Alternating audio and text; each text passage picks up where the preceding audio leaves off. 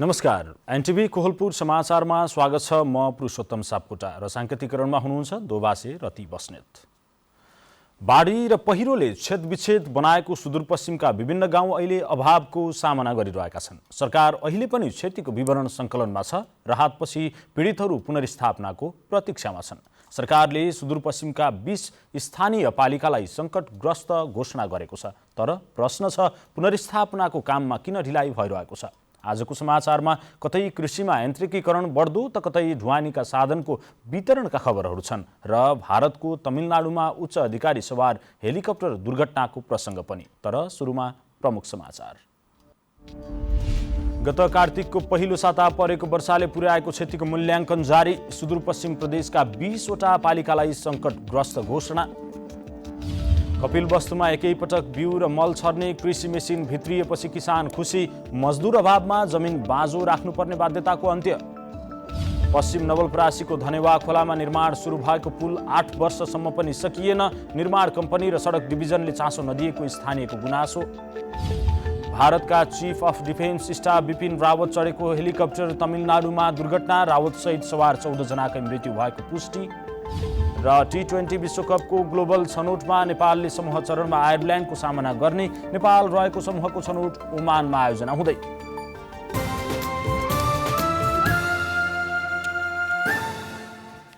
अब समाचार विस्तारमा। सुदूरपश्चिम प्रदेशका 20 वटा पालिकालाई सङ्कटग्रस्त क्षेत्र घोषणा गरिएको छ। सरकारले गत असोज 31 गतेदेखि कार्तिक 3 गतेसम्मको अविरल वर्षाका कारण भएको क्षतिका आधारमा सङ्कटग्रस्त क्षेत्र घोषणा गरिएको हो। गृह मन्त्रालयले विपद जोखिम न्यूनीकरण तथा व्यवस्थापन ऐन 2074ले दिएको अधिकारलाई प्रयोग गर्दै हालै देशभरका 33 स्थानीय तहलाई सङ्कटग्रस्त क्षेत्र घोषणा गरेको थियो।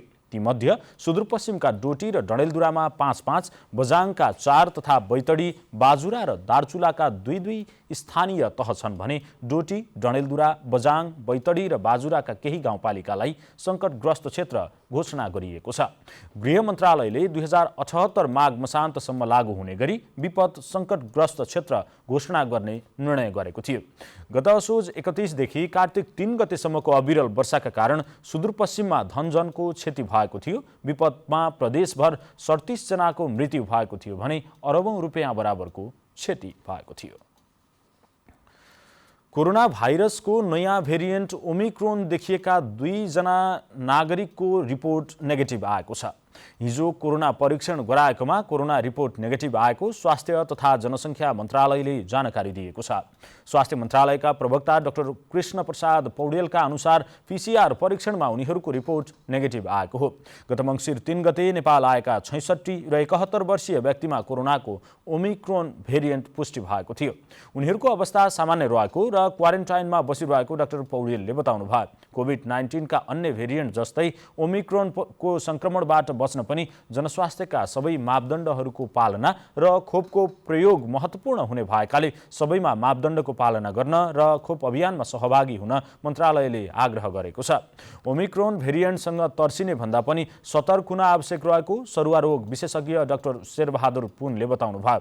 नेपालमा ओमिक्रोन भेरिएन्ट भेटिएकाले जनस्वास्थ्यका मापदण्ड कडाइका साथ पालना गर्नुपर्ने सरुवा रोग विशेषज्ञ डाक्टर पुनको सुझाव छ। नेपालसहित विश्वका विभिन्न देशमा कोरोनाको ओमिक्रोन भेरिएन्ट देखा परेको छ। यो कतिको हानिकारक छ अझै पनि अनुसन्धानकै दायरामा छ। तर दोस्रो भेरिएन्टबाट निकै छिटो फैलिन सक्ने विज्ञहरूले बताइरहेका छन्। यसै सन्दर्भमा आज हामीले ओमिक्रोन भेरिएन्टलाई फैलिन नदिन के गर्न सकिन्छ भनेर कञ्चनपुरका केही नागरिकलाई सोधेका छौँ। हेरौँ आजको आवाजमा।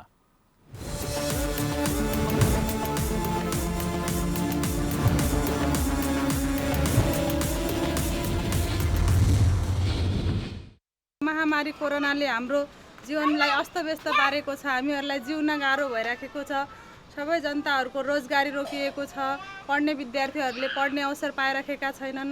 भित्रबाट बाहिर निस्कन पनि हामीलाई धेरै गाह्रो भएको छ। यसबाट बच्नको लागि हामीहरूले केही उपायहरू अपनाउनु पर्ने हुन्छ। जस्तै साबुन पानीले बेला बेलामा हात मिची धोइराख्नु पर्यो।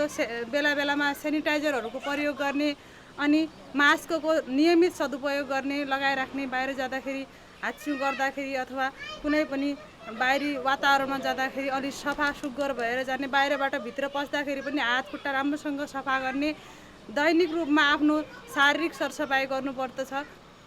अन्य पनि उपायहरू छन्, जस्तै अलिकता ज्वरो आउँदा केही रुगाखोकी लाग्दाखेरि हामीहरूले तुरन्तै उपचार गरिहाल्नुपर्छ। बच्नको लागि सबभन्दा पहिले त चाहिँ आफ्नो सुरक्षा अपनाउनु पऱ्यो होइन। सबभन्दा पहिले त अब डिस्टेन्सको कुरा भयो, मास्कको कुराहरू भयो, सेनिटाइजरको कुराहरू भयो, त्यसको चाहिँ बच्नु पऱ्यो। घर परिवारहरूमा, स्कुल विद्यालयहरूमा, बढी घुलमुल हुने ठाउँहरूमा चाहिँ अलि सुरक्षा अपनाएर जानु पऱ्यो।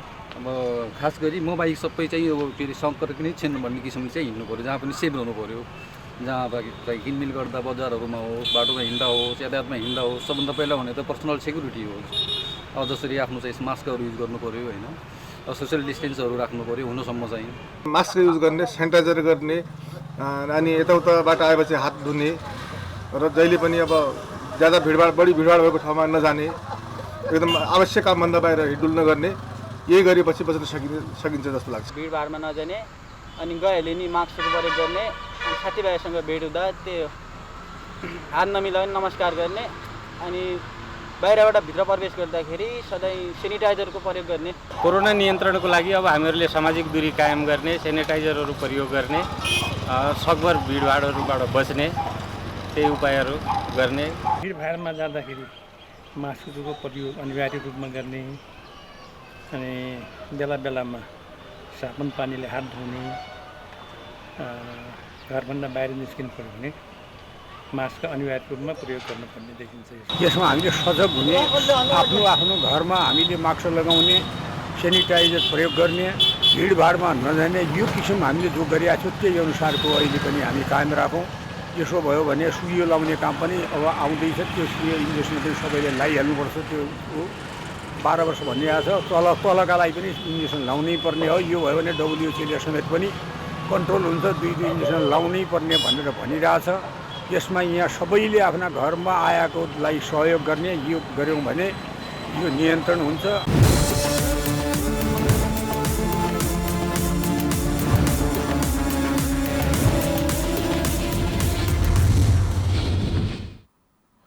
पर्यटकीय क्षेत्रको विकासमा जोड दिएको पश्चिम नवलपरासीको बर्दाघाट नगरपालिकाले पहाडी क्षेत्र संसारकोटलाई पर्यटकीय गन्तव्यका रूपमा विकास गर्न थालेको छ।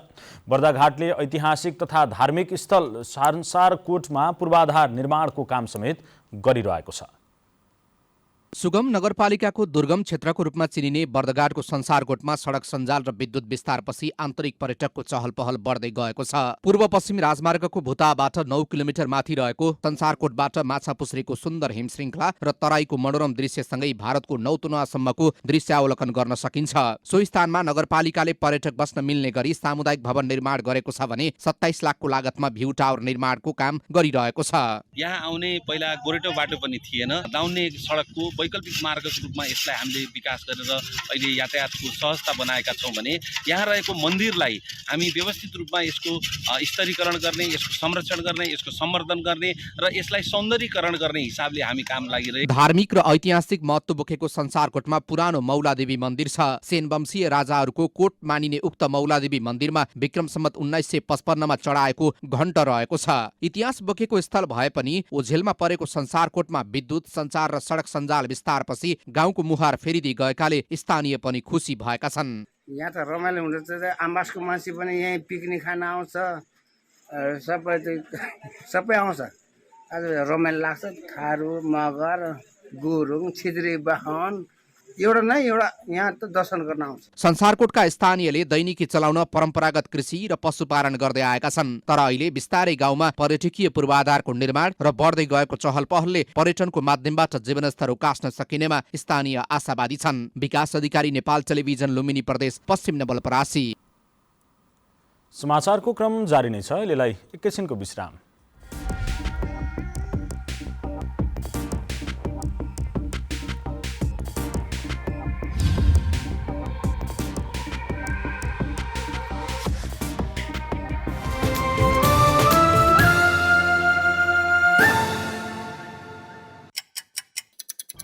हर घड़ी, हर प्रहर,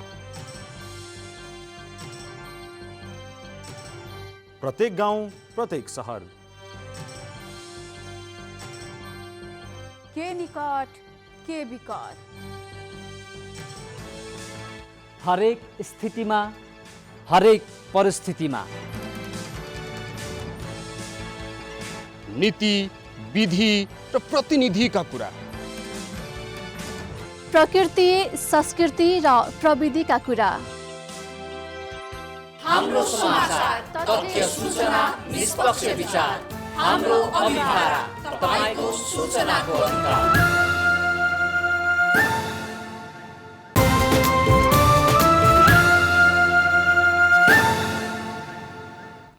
विश्रामपछि समाचारमा पुनः स्वागत छ। अब बाँकी समाचार। मजदुरको अभावमा खेतीयोग्य जमिन बाँझो राख्नुपर्ने बाध्यता भइरहेका बेला कपिलवस्तुमा भने एकैसाथ बिउ र मल छर्ने आधुनिक मेसिन भित्रिएका छन्।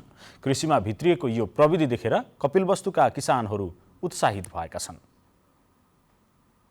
केही वर्ष अघिसम्म कपिलवस्तुका कृषकले खेत जोत्न हलोको प्रयोग गर्ने गर्दथे। सबै कृषकका घरमा एक हल जोडी गोरु पालिएको हुन्थ्यो। तर अहिले त्यो जमाना रहेन। अहिले न कृषकको घरमा हल जोडी गोरु छ न त हलो नै छ। यति बेला गहुँको बिउ छर्ने चटारो छ यहाँका कृषकलाई। एकैसाथ गहुँको बिउ र मल छर्ने आधुनिक मसिन जिल्लामा भित्रिएपछि कृषकहरू दङ्ग परेका छन्। गोरुले खेत जोत्ने र मानिसले खेत रोप्ने भन्दा पनि मेसिनबाटै बिउ र मल छर्ने सुपर सिडर आधुनिक मेसिन नेपालमै पहिलो पटक भित्रिएको र यो मसिनबाट छिटो छरितो हुने र श्रमिकको समेत अभाव भइरहेका बेला कम लागतमा बढी उत्पादन हुने कृषि ज्ञान केन्द्र कपिलवस्तुका प्रमुख डाक्टर रविन्द्रनाथ चौबेलले बताउनु भएको छ। यो नेपालमै पहिलो पटक आएको चाहिँ मेसिनरी हो, नयाँ मेसिनरी हो। यसलाई सुपर सिडर भनेर भनिन्छ। यसले खेतमा एकैचोटि बिउ र मल दुईटैलाई लाइनमा चाहिँ छर्छ र खास गरेर कम्बाइन हार्भेस्टरले काटेको जुन छुटाहरू हुन्छ त्यसलाई एकैचोटि काटकुट पारेर माटोमा मिसाइदिन्छ र यसबाट थोरै चाहिँ मल र बिउ पनि कम चाहिँ लाग्छ यसमा। कृषिमा यान्त्रिकरणको प्रयोगमा वृद्धि भइरहे तापनि कृषकमा आवश्यक प्राविधिक ज्ञानको भने अभाव छ। नेपालमा कृषि यान्त्रिकरण पछिल्लो समय बढ्दै गएको पाइएको छ। कृषिमा यान्त्रिकरण बिना फसल उत्पादनमा वृद्धि हुन नसक्ने भन्दै कृषकले विशेष अनुदानको व्यवस्था गर्न माग गरेका छन्। कपिलवस्तुमा कुल 83,000 हेक्टर खेतीयोग्य जमिन मध्ये 27,000 हेक्टर बढी क्षेत्रफलमा गहुँ खेती भइरहेकाले यो आधुनिक प्रविधिबाट कृषि क्षेत्रमा पर्याप्त जनशक्तिको आवश्यकता नपर्ने र समयको समेत बचत हुने हुँदा यस प्रविधिलाई छिट्टै देशभरि लैजान सके कृषि क्रान्तिमा नेपालले फड्को मार्ने निश्चित छ। गहुँ खेतीमा उत्पादन र उत्पादकत्वमा वृद्धिमा नयाँ प्रविधिको सुपर सिडर मेसिनको उपयोग र सेवा विस्तार हुन सके कृषकहरूले लाभ लिने कुरामा दुई मत नरहला। यो प्रविधिको प्रयोगबाट कृषकहरूको प्रत्यक्ष रूपमा कम लागत र समयको सदुपयोग हुने हुँदा उक्त मेसिनको प्रयोग दरमा वृद्धि हुने देखिन्छ। यसको उपयोग र सञ्चालनमा सरकारले पनि विशेष चासो दिनुपर्ने आवश्यक छ। वासुदेव वर्मा, नेपाल टेलिभिजन, लुम्बिनी प्रदेश, कपिलवस्तु। कृषि र पशुजन्य उत्पादनको बजार प्रवर्धन गर्ने उद्देश्यका साथ नेपालका विभिन्न 75वटा सहकारी संस्थालाई ढुवानीका साधन वितरण गरिएको छ। ग्रामीण किसानको कृषि तथा पशुजन्य उत्पादनलाई सहरसम्म पुर्याउन सहयोग पुर्याई बेरोजगार किसानको आयमा वृद्धि गरी उनीहरूलाई आत्मनिर्भर बनाउने लक्ष्यका साथ ती ढुवानीका साधन वितरण गरिएको हो। लुम्बिनी प्रदेशका प्रदेश प्रमुख अमिक शेरचनले सम्बन्धित सहकारीका प्रतिनिधिलाई साधन हस्तान्तरण गर्नुभएको हो। प्रमुख शेरचनले कृषि क्षेत्रको विकासबाट मात्रै समृद्धिको यात्रा तय हुने भन्दै प्राप्त साधनको सदुपयोग गर्दै अघि बढ्न आग्रह गर्नुभयो। पहिलो चरणमा 28वटा र दोस्रो चरणमा 47 गरी कुल 75वटा ढुवानीका साधन हेफर इन्टरनेसनलको 50% आर्थिक सहयोगमा उपलब्ध गराइएको हो।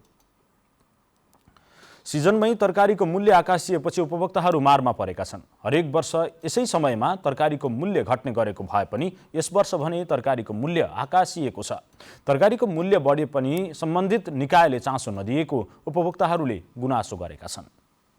सिजनमै तरकारीको मूल्य आकाशिएपछि कैलालीमा उपभोक्ता मारमा परेका छन्। यो समय स्थानीय तरकारी उत्पादन हुने समय भए पनि यस वर्ष बेमौसमी वर्षातले तरकारीमा क्षति पुगेको व्यवसायी बताउँछन्। कैलालीको धनगढी उपमहानगरपालिकाका तरकारी व्यवसायी भुवनेश्वरी कार्कीले सिजनमै तरकारीको मूल्य बढ्दा व्यापार गर्न समेत समस्या हुने गरेको बताउनु भयो। अब यो नयाँ आलु 50 छ भन, सेतो आलु 40 छ, त्यो रातोवाला टमाटर उही छ 90 रुपियाँ थोकमा छ, 100 रुपियाँ फुटकर छ भन।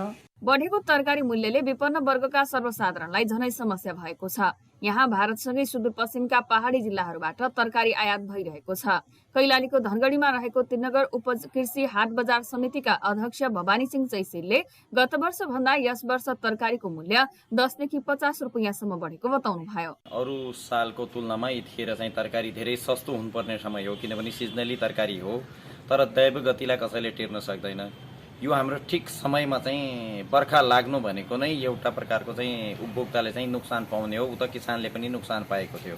अब तरकारी बाली खेतमा उत्पादन हुँदाखेरि ठ्याक्कै पानी परेको हुनाले चाहिँ भएको तरकारी बाली सबै नष्ट भएको हुनाले नयाँ बाली उत्पादन नहुन्जेलसम्म चाहिँ तरकारी अलिकति उपभोक्ताले चाहिँ महँगो पाउन सक्छ। यो वर्ष सिजनमै तरकारीको मूल्य बढेपछि उपभोक्ता मारमा परेका छन्। कतिपयले किसानले भन्दा बिचौलियाका कारण अचाकली महँगी बढिरहेको गुनासो पनि गर्ने गरेका छन्।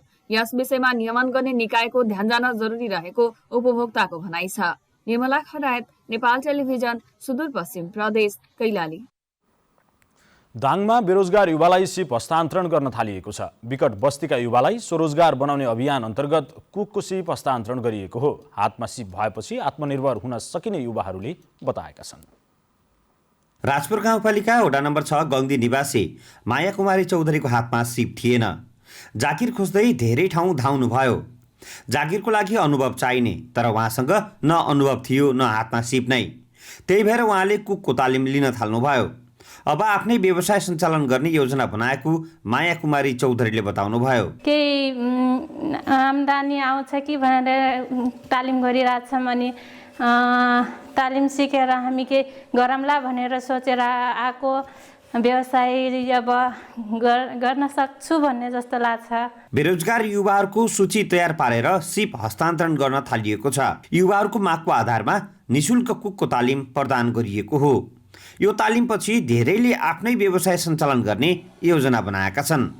खाना पकाउने काम सजिलो मानिन्छ, तर खाना पकाउन पनि तालिम लिनुपर्ने भन्दा धेरैले अचम्म मान्ने गर्छन्। सबैले मन पराउने मिठो परिकार बनाएर आम्दानी गर्न सकिने उद्देश्यले कुकको तालिम लिएको राजपुर गाउँपालिका वडा नम्बर 7 बनकटी निवासी ज्ञानु कुमारले बताउनुभयो। बेरोजगार भएर बस्नुभन्दा सिकेकै राम्रो। यो तालिम एकदम खुसीको साथमा सिकिँदो रहेछ। जहाँसम्म अप्ठ्यारो पनि नहुने काम गर्न, भारी पनि बोक्नु नपर्ने, एकदम खुसी लाग्यो, राम्रो लागेको छ। सपना चौधरी कक्षा 12 को परीक्षा दिएपछि खाली हुनुहुन्थ्यो। राम्रो जागिरको खोजीमा भए पनि उहाँले चाहे अनुसारको काम फेला पार्न सक्नु भएन। अब गाउँमै ठेला राखेर भए पनि चाट पसल खोल्न सक्ने हिम्मत जुटेको सपना चौधरीले बताउनुभयो। भोलिका दिनमा सानो ठेला राखेर भए पनि यतिकै बस्नुभन्दा केही गर्न सकु भन्ने, धेरै ठुलो नसके पनि ठेला राखेर पनि गर्न सकु भन्ने आशा। बेरोजगार युवालाई स्वरोजगार बनाउने अभियानमा दिगो तथा मर्यादित सामाजिक आर्थिक सशक्तिकरण सिड्स परियोजनाले लगानी गरेको छ। स्थानीय सरकारसँग साझेदारी गरेर बेरोजगार युवालाई स्वरोजगार बनाउन सिप हस्तान्तरण गर्ने अभियानलाई जारी राखिएको हो। हातमा सिप भयो भने कसैको मुख ताक्न आवश्यक नपर्ने, आफै स्वरोजगार बन्न सकिने प्रशिक्षक राजन जोशीले बताउनुभयो। सिप भयो भने मान्छे जता पनि बित्छ होइन। सानो एउटा आफ्नै व्यवसाय किन नगरोस् होइन। यति हो कि सिप गर्दाखेरि आफ्नो राम्रो टेस्ट, एउटा हाइजिन चाहिँ हुनुपर्छ। त्यो हाइजिन नभइकन एउटा व्यापार खोले, आज एउटा घुम्ती पसलले घुम्ती खाजा गऱ्यो अथवा सटर लिएर गयोस् र आजै मैलेदेखि पैसा छाप्छु भन्ने चाहिँ सोच चाहिँ बनाउनु हुँदैन होइन। त्यसको सङ्घर्षशील चाहिँ हुनुपर्छ। बेरोजगार युवालाई स्वरोजगार बनाउने अभियान अझै व्यापक रूपमा सञ्चालन गर्न जरुरी छ। युवाको चाहनाको आधारमा सिप हस्तान्तरण अभियानलाई तीव्र पार्न सरकारी स्तरबाट प्रभावकारी कार्यक्रमको खाँचो छ। दशरथ घिमिरे, नेपाल टेलिभिजन, लुम्बिनी प्रदेश, दाङ। पश्चिम नवलपरासीको सरावल गाउँपालिका स्थित धनेवा खोलामा निर्माण सुरु भएको 8 वर्ष बित्दा पनि पुलको निर्माण कार्य सकिएको छैन। निर्माण कम्पनीको लापरवाही र सडक डिभिजन कार्यालयले चासो नदिँदा बन्दै गरेको पुल अलपत्र परेको स्थानीयले बताएका छन्। पुल निर्माण नहुँदा 15 मिनेटमा पुग्ने गाउँका लागि स्थानीयहरू 1 घण्टा लगाएर घुमाउरो बाटो प्रयोग गर्न बाध्य भएका छन्। गाउँपालिकाको भुजहवा र मधौलिया गाउँ जोड्ने पुल निर्माणका लागि 2069 असार 26 गते सम्झौता भएको थियो। तत्कालीन भौतिक योजना निर्माण तथा यातायात मन्त्री हृदय त्रिपाठीले शिलान्यास गर्नुभएको पुलको निर्माणका लागि 5 करोड 54 लाख रुपियाँ रहे पनि निर्माण कम्पनीले 3 करोड 71 लाखमा ठेक्का लिएको थियो। 2 वर्षभित्रै काम सक्ने सम्झौता भए पनि 8 वर्षसम्म पनि कामले पूर्णता पाउन सकेको छैन। समाचारको क्रम जारी नै छ, एकैछिनको विश्राम।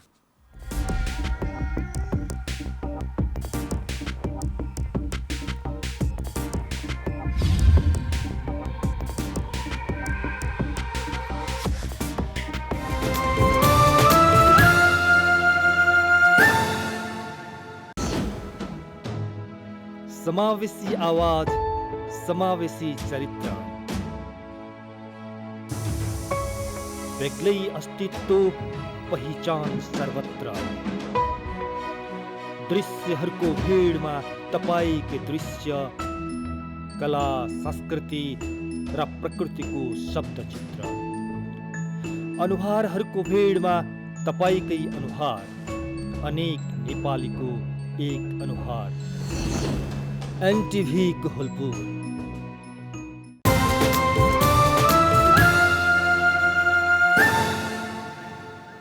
तपाईँ एनटिभी कोहलपुर हेर्दै हुनुहुन्छ। अब बाँकी समाचार। बर्दियाको बडैया तालमा जाडो छल्न आउने पाहुनाचरा घट्दै गएका छन्। ताल संरक्षण हुन नसक्दा हरेक वर्ष हिउँदमा जाडो छल्न हिमाली भेग लगायत साइबेरियाबाट आउने चरा अहिले घट्दै गएको पंक्षी विज्ञले बताएका छन्। पंक्षी विज्ञ राम शाहीका अनुसार तालमा झाडी मार्ने औषधिको बढ्दो प्रयोग, होहल्ला र अव्यवस्थित रूपमा माछा मार्ने लगायतका कारणले सिमसार क्षेत्रमा पाहुना चरा घटेको हो। बडैया ताल 104 हेक्टर क्षेत्रफलमा फैलिएको मालपोतको अभिलेखमा उल्लेख छ। यो ताल क्षेत्रफलका दृष्टिले ठूलो मानिए पनि धेरै ठाउँ अतिक्रमणमा परेसँगै तालमा पानी पनि सुक्दै गएको स्थानीयले बताएका छन्। यसअघि भएका अध्ययन अनुसन्धानले बडैया तालमा 100 भन्दा बढी प्रजातिका पाहुनाचरा आउने गरेको देखिएको थियो। अब अन्तर्राष्ट्रिय समाचार।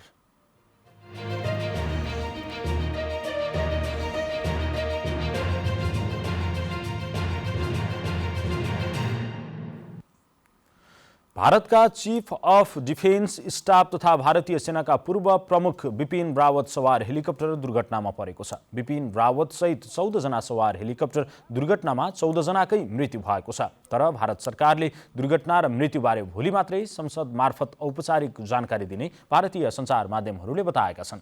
शवहरूको पहिचानका लागि डीएनए टेस्टको प्रक्रिया अघि बढाइएको छ। आज दिउँसो भारतीय वायु सेनाको ट्विट अनुसार MI-17B5 हेलिकप्टर तमिलनाडुको कुन्नुरमा दुर्घटनाग्रस्त भएको थियो।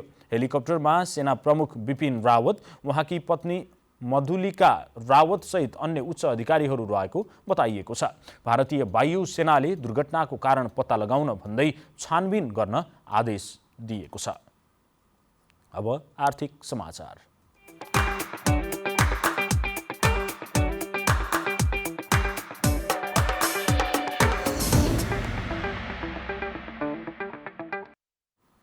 शेयर बजार परिसूचक नेप्से आज यो वर्षकै न्यून बिन्दुमा झरेको छ। हिजो 32 अङ्कले घटेको नेप्से आज 53.1 अङ्कले घटेर 2455.80 बिन्दुमा झरेको हो। आज सबै समूहको शेयर घटेर राताम्य भएकोमा बीमा, विकास बैंक, जलविद्युत, व्यापार र माइक्रो फाइनान्स समूहको शेयर उच्च अङ्कले घटेको छ। आज 226 कम्पनीको शेयर कारोबार भएकोमा 12 वटा कम्पनी बाहेक सबैको शेयर घटेको छ। आज 65,60,000 किता शेयर 2 अर्ब 66 करोड रुपियाँमा कारोबार भएको छ। सबैभन्दा धेरै नेसनल हाइड्रो पावर कम्पनीको 11 करोड 88 लाख रुपियाँको शेयर किनबेच भएको छ। अब खेलकुद समाचार।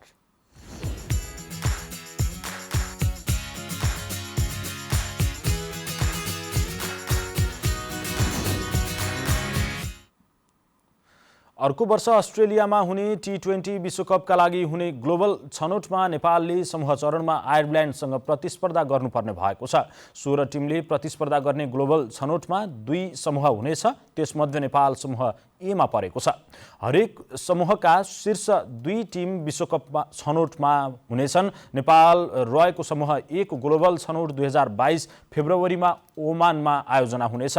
यस समूहमा 8 राष्ट्रले प्रतिस्पर्धा गर्नेछन्। अन्तर्राष्ट्रिय क्रिकेट परिषद आइसिसीले आधिकारिक रूपमा समूह विभाजन सार्वजनिक गरेको छैन, तर समूह एमा नेपालसँगै Ireland, Oman, UAE, Canada, Philippines, Germany र बहराइन पर्ने सम्भावना छ। सन् 2014मा बङ्गलादेशमा भएको T20 विश्वकप खेलेको नेपाल त्यस यता छनौट हुन भने सकेको छैन।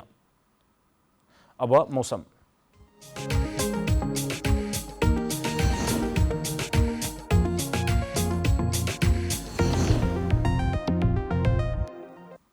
आज देशको पूर्वी क्षेत्रका भूभागमा आंशिकदेखि सामान्य बदली तथा बाँकी भूभागमा मौसम सामान्यतया सफा रह्यो। आज राति पनि प्रदेश नम्बर 1, प्रदेश नम्बर 2 का भूभागमा आंशिकदेखि सामान्य बदली तथा बाँकी भूभागमा मौसम सामान्यतया सफा रहनेछ। अब मौसम सम्बन्धी थप विवरण।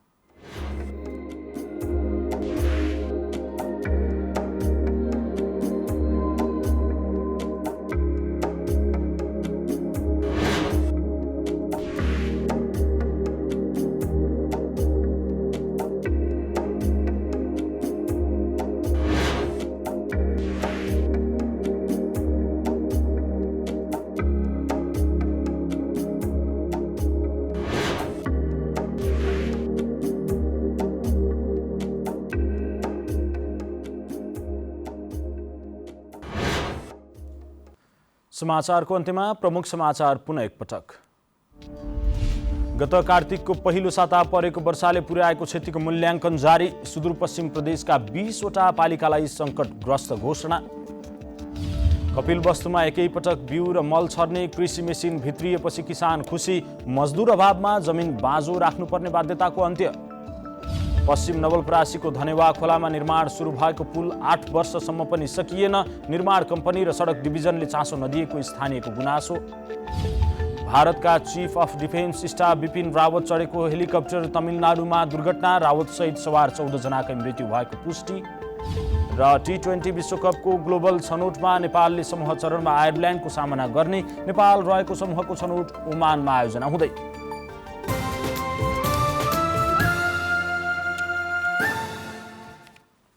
हवस् त अहिलेलाई समाचारको सिलसिला यति नै। बिदा दिनुहोस्। नमस्कार।